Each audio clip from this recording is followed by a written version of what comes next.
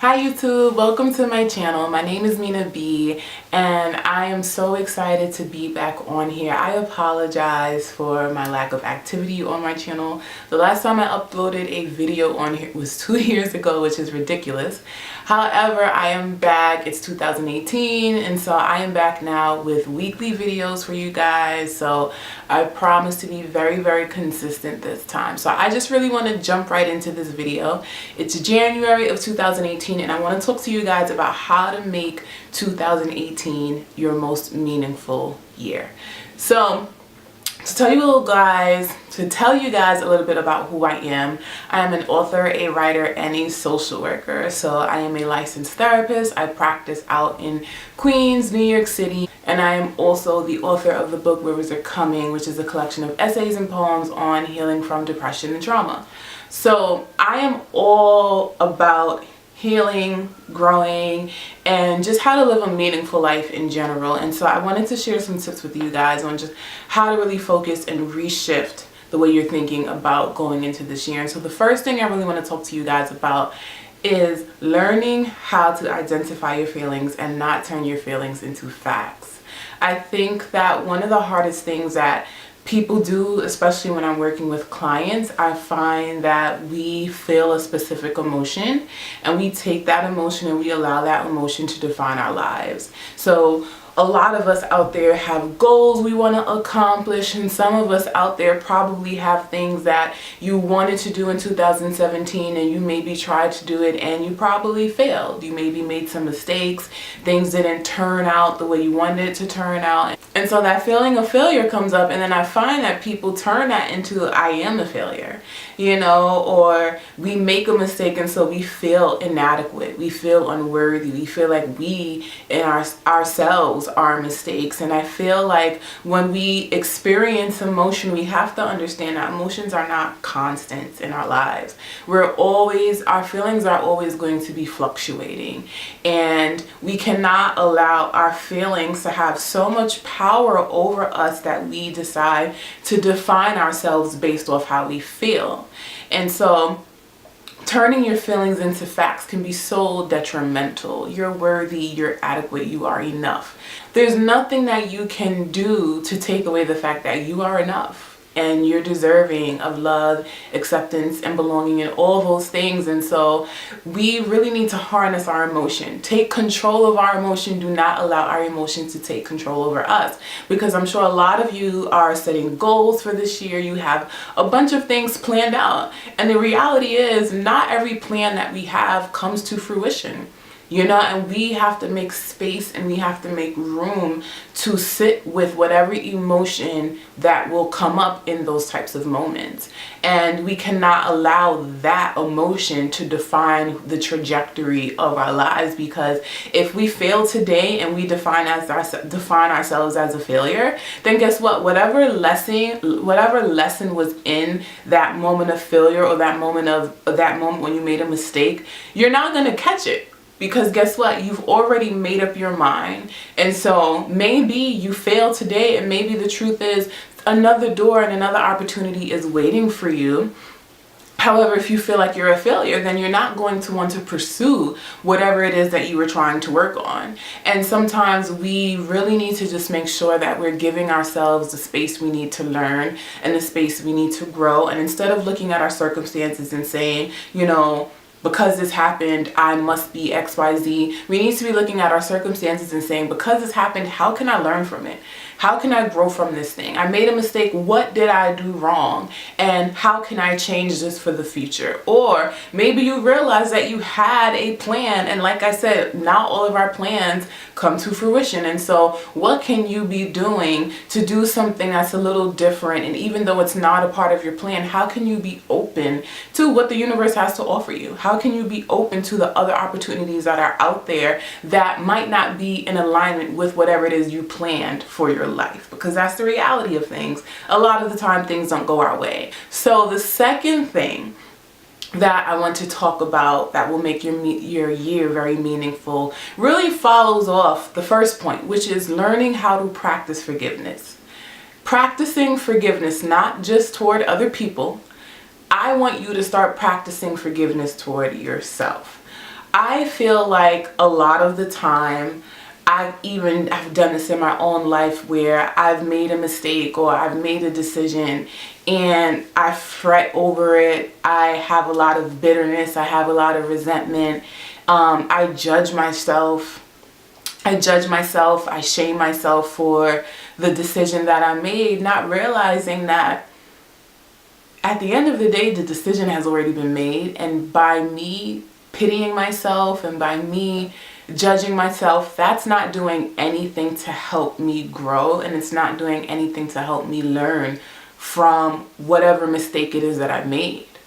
And I find that when we go out into the world, we already as people have to face judgment. A lot of the time we feel shameful and embarrassed because of the judgment we receive. And so why add pressure to your own life by judging yourself and shaming yourself when we already have to deal with that pressure from the world? It's so unnecessary. At the end of the day, we're all human. We're all trying. And the reality is we're going to make mistakes. We're going to do things sometimes that do not align in our purpose. We're going to do things sometimes that we're going to say, I should have known better. And the reality is, unless you're trying to learn from that moment, any other feeling that you put to that, such as hate and anger, all those things, you're not going to learn from that. It's just going to keep you in a detrimental cycle of shame. And I feel like one of the things we really need to let go of in 2018 is realizing that none of us are perfect. And so if we're imperfect people, we need to understand that imperfect people are going to make imperfect decisions. Why try to run after something that you can never achieve? Understand that we're going to make mistakes. And when you make a mistake, say sorry to yourself. Look in the mirror and say, I'm sorry. I'm sorry. Don't judge yourself and say, I should have known better. And, just belittling yourself for a decision that you made. Because at the end of the day, tell me, how are you growing from that by judgment? So the last thing that I want to share with you guys as a big tip for making 2018 a meaningful year is learning how to practice gratitude in every moment. I struggle with the ways of this world tremendously, and I feel like a lot of people are so caught up in this one linear way of thinking and this one sort of one way of thinking of what success looks like. And if we're not getting the bonuses, and if we're not getting the fat paychecks, and if we're not moving into the large house with the marble countertops, and if we're not, just working these jobs that give us fancy titles, then we often feel like we're not enough and we're not doing enough. And I really, really want to challenge you on that and making people reshift their thinking. And I just want to challenge you in realizing that you need to be grateful for every single moment that you have, meaning you need to be grateful from the moment that you wake up, because being alive is your power. You have to understand that you cannot be doing anything in this world if you are not here. And so the moment that you wake up in the morning and you have breath in your lungs, you need to have so much gratitude for that moment, because that means opportunities are endless because you are here and you are breathing. Rather than getting caught up in this idea that if I don't succeed at this and if I don't succeed at that, then I'm not enough and there's nothing else for me to be grateful for. And when people use these phrases like, the blessing is coming. The blessing already came because you're here, you're alive, and you really need to make use of the power that you've been given by you breathing. We have to remember that you being alive is your power. That means you're getting opportunities every single time that you wake up in the morning to get stuff done, to get started. So do not tomorrow your life away, because we don't know if tomorrow is coming.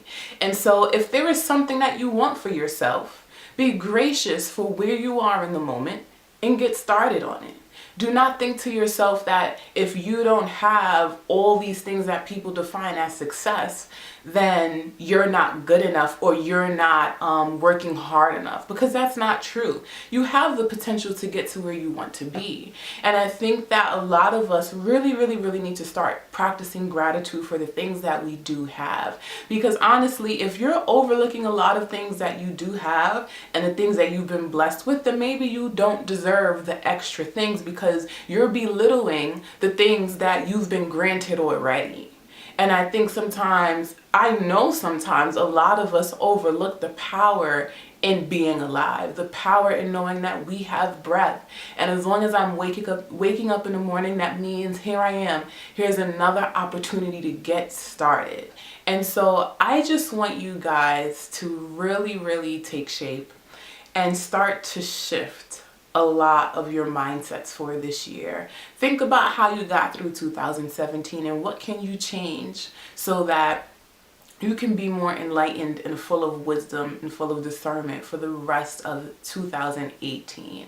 Because it's still January, we have so much to learn. And so I just feel like, you know, making this year meaningful is going to be so important. So as a bonus, what I'm doing is in the description box, I also want to provide you guys with a daily mood chart, because I often find that when we are not in tune, like I said before, with how we feel, we can allow our feelings to really overpower us and distract us from a lot of our goals and distract us from just even living a healthy life because we're so wrapped up by emotion. So in the description box, I am leaving a link to my blog where I am going to be sending you guys a daily mood chart, and it's all going to be self-explanatory in my blog, so I'm not going to get too much into what it is right now, but it's basically a way for you guys to track your moods and the events that take place that take you out of your spirit and really shifts your energy. And it's really something that's great for you guys if you're into journaling, and if you're not, I encourage you to start now. I'm giving you a worksheet to help you get that started. So a daily mood log is really just, again, like I said, just being in tune with your emotion and how our external environment can really shape who we are and how we behave, and learning how to take control of that. So that is going to be in the description box, along with links to my website and all my social media channels. And if you like this video, please hit the thumbs up button, as well as subscribe to my channel. I will be sending you guys a video every week.